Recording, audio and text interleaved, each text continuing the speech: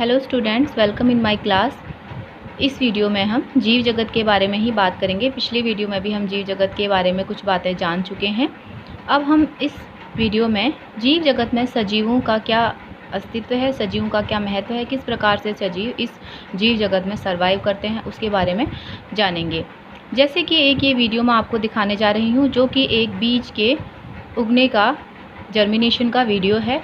इसमें कैसे एक बीज सभी परिस्थितियों से लड़ता हुआ अपने जीवन को अस्तित्व में लाता है और इस प्रकृति में एक अच्छा जीवन बिताता है, क्योंकि सभी प्लांट्स में, जीवों में, सभी में जीवन है। वह सजीव इसीलिए कहे जाते हैं क्योंकि उनमें वृद्धि, विभाजन, जनन और श्वसन की क्रिया होती है। पौधे भी सांस लेते हैं, जिसके बारे में आप अगले चैप्टर्स में पढ़ेंगे। इनमें वृद्धि होती है जो कि विभाजन के कारण होती है। इनकी जो कोशिकाएं हैं वह समसूत्री विभाजन के कारण निरंतर विभाजित होती हैं, जिसके कारण कि सभी जीवों में, चाहे वो पौधे हो चाहे वो जंतु हो, सभी में वृद्धि होती है। इस वीडियो को देखकर आप समझ रहे होंगे कि जीवन कितना सुंदर है, किस तरह से जीवन इस प्रकृति में संघर्ष करता हुआ अपने अस्तित्व को आगे बढ़ाता है। यह पौधा बढ़ेगा और फिर प्रकाश संश्लेषण के द्वारा अपने लिए भोजन बनाएगा। इस प्रकार जीवों की अनेक आवश्यकताएं होती हैं, जिनके आधार पर वो सजीव कहलाते हैं। इसी प्रकार जीव सभी एक दूसरे से संबंधित हैं, चाहे वह जंतु हो, पौधे हो, एक दूसरे से उनका घनिष्ठ संबंध होता है। सभी जंतु भोजन के लिए पौधों पर ही निर्भर होते हैं। अगर पौधों का अस्तित्व ना हो तो जंतुओं का भी समाप्त हो जाएगा। सभी जंतुओं में भी वृद्धि विभाजन के कारण ही होती है। विभाजन से निरंतर उनके शरीर में वृद्धि होती रहती है। सभी जीवों के शरीर में बहुत सारी क्रियाएं ऐसी हैं सजीवों की जो कि एक समान होती हैं। उन्हीं के आधार पर हम कह सकते हैं कि वह सजीव है। आइए देख लेते हैं कि सजीवों के कौन कौन से लक्षण हैं। आकार में बढ़ना, सजीव का शरीर आकार बढ़ता है। गति करना, सजीव हमेशा गति करते हैं। प्रजनन करना, सजीव अपने समान बच्चे पैदा कर सकते हैं। सांस लेना, सजीव सांस लेते हैं।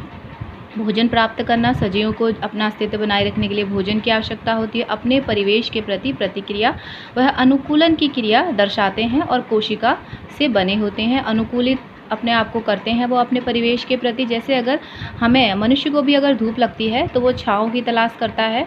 इस तरह से हम अपने शरीर को, अगर हमें ठंड लगता है तो हम ज़्यादा कपड़े पहनते हैं। इस प्रकार हम अपने परिवेश के प्रति अपने शरीर को अनुकूलित करते हैं। अब देख लेते हैं कि निर्जीव के क्या लक्षण हैं। निर्जीव आकार में समय के साथ नहीं बढ़ते हैं। निर्जीव खुद गति नहीं कर सकते हैं। हमको, अगर हम उसको गति बल लगाएंगे तभी वह गति करेंगे। निर्जीव प्रजनन नहीं करते हैं। निर्जीव वस्तु सांस नहीं लेती। निर्जीव वस्तु को खाना खाने की ज़रूरत नहीं होती। निर्जीव वस्तु में अपने प्रवेश के प्रति कोई प्रतिक्रिया नहीं होती और निर्जीव वस्तु कोशिका से भी नहीं बने होते। वे छोटे अणु और परमाणु से मिलकर बने होते हैं। इस प्रकार सजीव और निर्जीव में ये अंतर भी है और इनकी ये विशेषताएं भी हैं। जीवों को हम इतने, बहुत सारा जीवों का बहुत बड़ा संसार है, इसमें हम उनका अध्ययन कैसे करेंगे, यह भी एक समस्या है। इसके लिए वर्गीकरण का एक कॉन्सेप्ट निकाला गया, जिसको हम अगले पार्ट में पढ़ेंगे। वर्गीकरण में जीवों को अनेक भागों में बांटा गया है। इस प्रकार संसार में प्रत्येक जीव में वृद्धि होती है, विभाजन होता है। वह अपने समान ही संतति को उत्पन्न कर सकता है। पौधों में भी जनन होता है, जो कि परागण के कारण संभव होता है, और मनुष्य में भी या जंतुओं में, सभी में जनन होता है, जो कि अपने ही समान जीव को उत्पन्न करते हैं। इस प्रकार प्रकृति निरंतर वृद्धि और विभाजन के द्वारा आगे बढ़ती रहती है। इसी को हम सजीव जगत कहते हैं, जिसमें कि सजीव का अस्तित्व होता है।